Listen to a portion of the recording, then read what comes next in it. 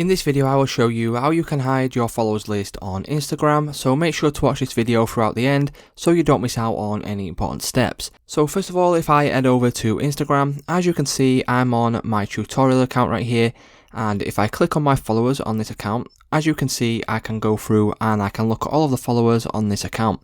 Now if we want to stop this and we want to stop people looking at our followers, what we need to do, for example, is head back over to our account.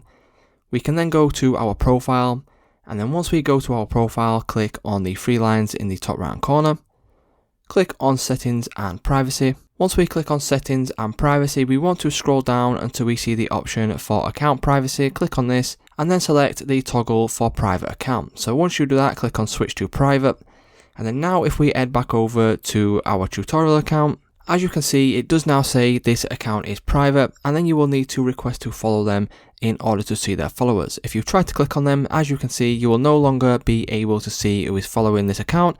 So it's just that simple to hide your followers list on Instagram. If this video did help you out, please leave a like on today's video, and I will see you in the next one.